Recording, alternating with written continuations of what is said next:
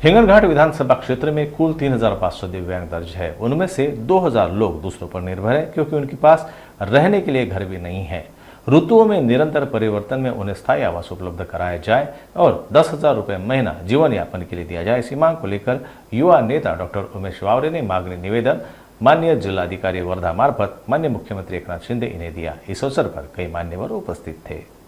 Actually हा सगळा महाराष्ट्राचा मुद्दा आहे।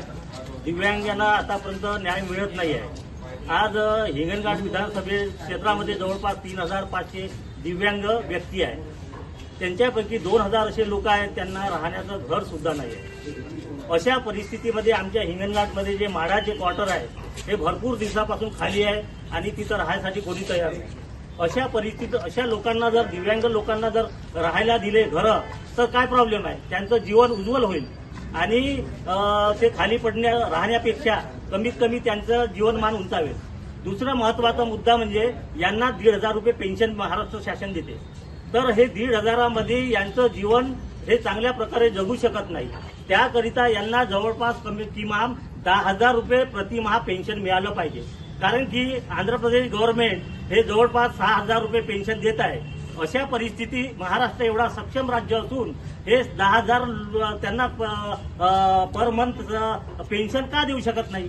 कारण की कसं होते सांगायचं म्हणजे विशेष म्हणजे असं आहे की जे लोक म्हणजे दिव्यांग आहेत अशा लोकांना जर आपण दिलं आणि गव्हर्नमेंटला बोजा न पडला पाहिजे याच्याकरिता जो कंपनीचा CSR फंड आहे, हा CSR फंडामधून जेवढ्या काही इंडस्ट्री आहे हिंगणघाट असो, वर्धा असो की संपूर्ण महाराष्ट्रामध्ये असो, यांचा CSR फंड क्रिएट करून त्यांच्याकडून प्रोव्हाइड करून या दिव्यांग लोकांना जर आपण सफिशियंट पेन्शन दिलं तर त्याच्यामुळे या गव्हर्नमेंटला बोजा पडणार नाही आणि यांचं पण काम होईल आणि यांना पेन्शन मिळेल 10,000 आणि यांचा राहण्याचा घराचा प्रॉब्लेम सॉल्व्ह होईल।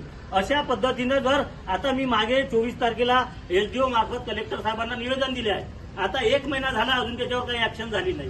आता आज पण आम्ही डेप्युटेशन कलेक्टर साहेबांना माननीय मुख्यमंत्री, उपमुख्यमंत्री आणि म्हाडाचे जे कमिशनर आहे आणि कन्सर्न पर्सन आहे त्यांना आमदार खासदारांना सगळं डेप्युटेशन दिलं आहे। 15 दिवसामध्ये हा जर मुद्दा सॉल्व्ह झाला नाही तर हिंगणघाटमध्ये आणि वर्धेमध्ये मोठं जन आंदोलन उभारून आमरण उपोषण करण्यात येईल।